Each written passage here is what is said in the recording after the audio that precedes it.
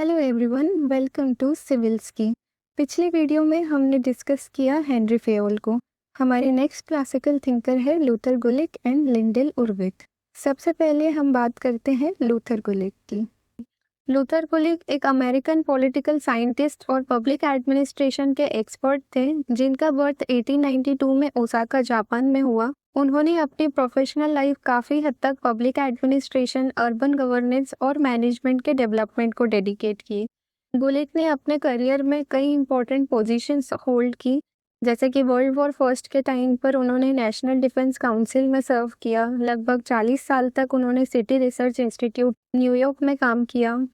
1921 से 1962 तक उन्होंने इंस्टीट्यूट ऑफ पब्लिक एडमिनिस्ट्रेशन के प्रेसिडेंट के रूप में लीडरशिप दी और 1962 से 1982 तक उन्होंने उसी ऑर्गेनाइजेशन के चेयरमैन के रूप में काम किया। उन्होंने सिटी ऑफ न्यूयॉर्क के एडमिनिस्ट्रेटर के रूप में सर्व किया। इसके अलावा गुलिक कई यूनिवर्सिटीज़ में प्रोफेसर भी रहे और स्टूडेंट को पब्लिक एडमिनिस्ट्रेशन के फील्ड में ट्रेन किया। गुलिक ने अपने रिसर्च और प्रैक्टिकल एक्सपीरियंसेस को कई इम्पोर्टेंट बुक्स में डॉक्यूमेंट किया।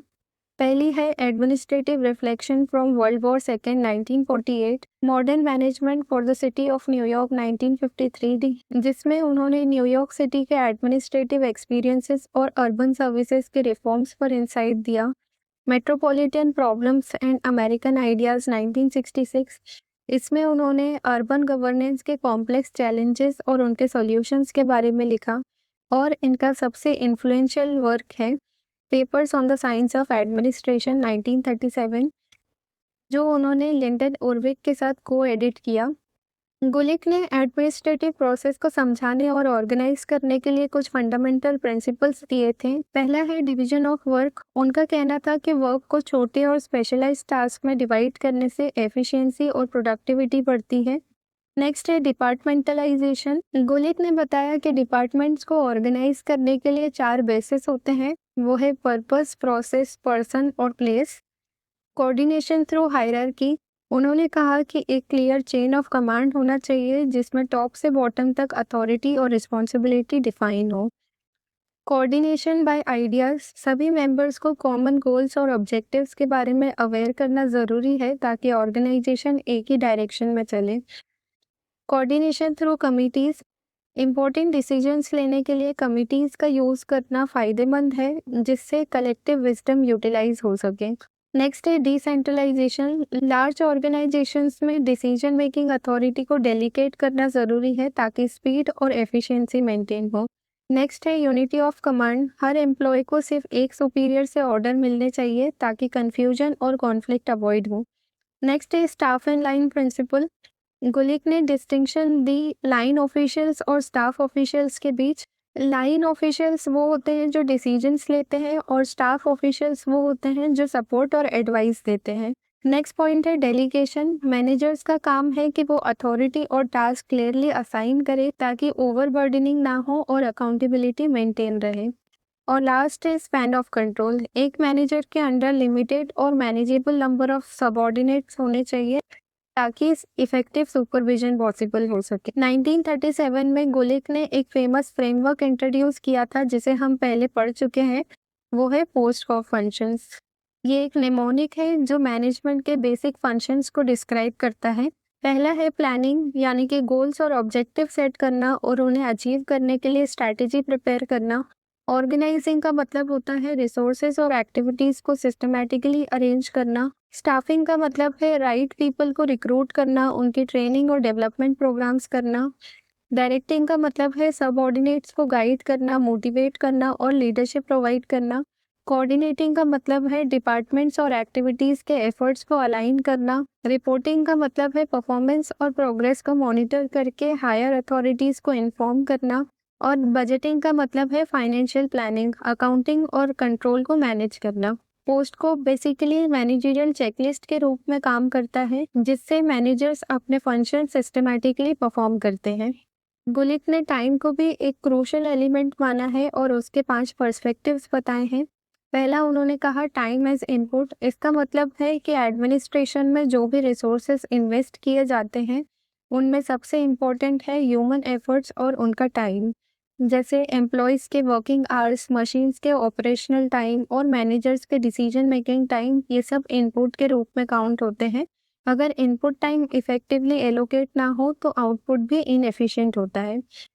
टाइम एज आउटपुट, गुलिक कहते हैं कि टाइम को एक आउटपुट के रूप में भी मेजर किया जा सकता है। मतलब किसी एडमिनिस्ट्रेटिव या मैनेजरियल प्रोसेस का सक्सेस इस बात से भी जज होता है कि कितने टाइमली रिजल्ट्स डिलीवर किए गए हैं, यानी कितने आवर्स या डेज में एक टास्क कंप्लीट हुआ और एक्सपेक्टेड आउटकम्स जनरेट हुए। इससे परफॉर्मेंस और प्रोडक्टिविटी दोनों एक्सेस किए जा सकते हैं। Time as flow of event, administration में हर एक्टिविटी एक सीक्वेंस और ऑर्डर में होती है। गुलिक कहते हैं कि टाइम को एक कंटिन्यूअस फ्लो ऑफ इवेंट्स के रूप में देखना चाहिए, जिसमें एक काम खत्म होते ही अगला शुरू हो जाता है। अगर फ्लो स्मूथ हो तो ऑर्गेनाइजेशंस एफिशिएंट रहती है, लेकिन अगर सीक्वेंस ब्रेक हो तो डिलेस क्रिएट होते हैं जो एफिशिएंसी को हार्म कर सकते हैं। नेक्स्ट है time age gap between events. इसका मतलब है कि जब एक एक्टिविटी कंप्लीट होती है तो दूसरी शुरू होती है, उसके बीच में जो डिलेड टाइम आता है उसे भी हमें टाइम के रूप में एनालाइज करना चाहिए। और लास्ट है टाइम एज मैनेजमेंट पॉलिसी। गुलिक का मानना था कि टाइम को प्लानिंग और कंट्रोल के लिए एक मैनेजमेंट पॉलिसी की तरह यूज करना चाहिए। मतलब हर टास्क के लिए डेडलाइंस फिक्स करना, प्रॉपर शेड्यूल्स बनाना और टाइम बेस्ड टारगेट सेट करना। ये इंश्योर करता है कि एक्टिविटी सिस्टमैटिकली और टाइमली कंप्लीट हो और ऑर्गेनाइजेशंस अपने ऑब्जेक्टिव्स एफिशिएंटली अचीव करें। तो हम कह सकते हैं लूथर गुलिक ने पब्लिक एडमिनिस्ट्रेशन और मैनेजमेंट को एक स्ट्रक्चर्ड और प्रैक्टिकल फ्रेमवर्क प्रोवाइड किया। उनके प्रिंसिपल्स ऑफ एडमिनिस्ट्रेशन, पोस्टकॉप और टाइम फैक्टर ने एडमिनिस्ट्रेशन और मैनेजर्स को सिस्टमैटिकली वर्क ऑर्गेनाइज करने, रिसोर्सेज एफिशिएंटली यूज करने और कोऑर्डिनेशन इम्प्रूव करने के लिए क्लियर रास्ता दिखाया। नेक्स्ट है लिंडल उर्विक। ये एक ब्रिटिश मैनेजमेंट कंसल्टेंट और एडमिनिस्ट्रेटिव थिंकर थे। उर्विक क्लासिकल एडमिनिस्ट्रेटिव थ्योरी के एक लीडिंग फिगर में से एक हैं।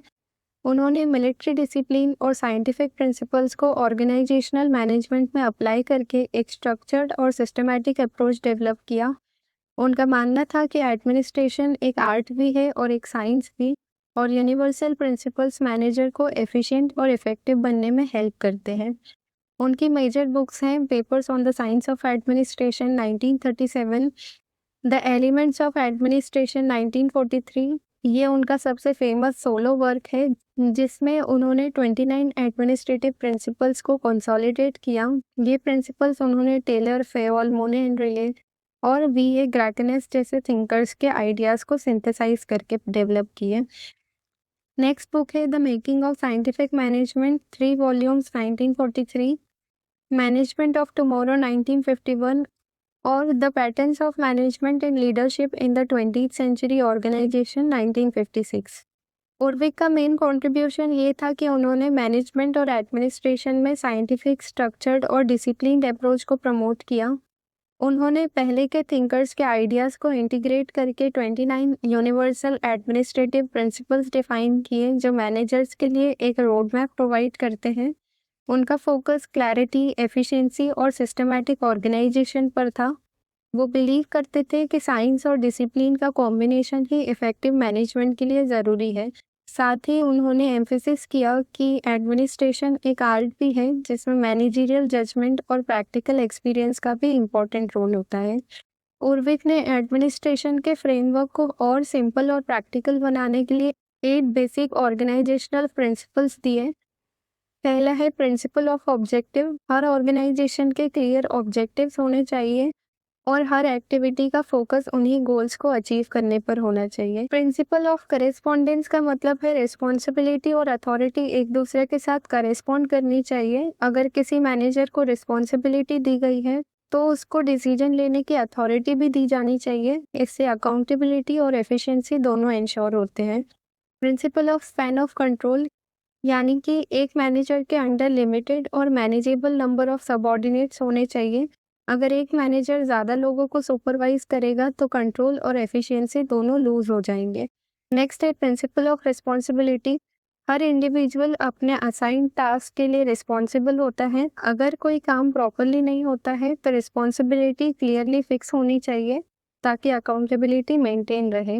स्केलर प्रिंसिपल कहता है ऑर्गेनाइजेशन में एक क्लियर चेन ऑफ कमांड होनी चाहिए जिसमें अथॉरिटी और कम्युनिकेशन टॉप लेवल से बॉटम लेवल तक स्मूथली फ्लो करें। ये हायरार्की, डिसिप्लिन और ऑर्डर मेंटेन करता है। प्रिंसिपल ऑफ स्पेशलाइजेशन, काम को स्पेशलाइजेशन और एक्सपर्टीज के बेसिस पे डिवाइड करना चाहिए, जैसे टेक्निकल काम टेक्निकल एक्सपर्ट्स करें और फाइनेंशियल काम फाइनेंशियल एक्सपर्ट्स करें। इससे एफिशिएंसी और क्वालिटी दोनों इम्प्रूव होगी। प्रिंसिपल ऑफ कोऑर्डिनेशन, यानी ऑर्गेनाइजेशन के सभी डिपार्टमेंट्स और एक्टिविटीज़ को एक दूसरे के साथ सिंक्रोनाइज करना चाहिए ताकि एफर्ट्स एक अलाइन डायरेक्शन में जाएं और गोल्स इफेक्टिवली अचीव हो सके। प्रिंसिपल ऑफ डेफिनेशन, ऑर्गेनाइजेशन के हर रोल, ड्यूटी और रिस्पॉन्सिबिलिटी क्लियरली डिफाइन होने चाहिए। इससे कंफ्यूजन, ओवरलैप और कॉन्फ्लिक्ट अवॉइड होता है और अकाउंटेबिलिटी इंश्योर होती है। तो सिंपल शब्दों में हम कह सकते हैं लिंडेल उर्विक ने मैनेजमेंट को एक साइंस और आर्ट दोनों के रूप में डिफाइन किया। उनके प्रिंसिपल्स एक स्ट्रक्चर्ड और सिस्टमैटिक ऑर्गेनाइजेशन बनाने में हेल्प करते हैं। ये इंश्योर करते हैं कि गोल्स क्लियर हों, रिस्पॉन्सिबिलिटी और अथॉरिटी में बैलेंस हो, स्पेशलाइजेशन और कोऑर्डिनेशन मेंटेन हो और रोल्स क्लियरली डिफाइन हो। इनके आइडियाज़ ने क्लासिकल मैनेजमेंट थ्योरी को स्ट्रॉन्ग फाउंडेशन दी और आज भी ये प्रिंसिपल्स ऑर्गेनाइजेशनल एफिशिएंसी और क्लैरिटी के लिए रेलेवेंट बने हुए हैं।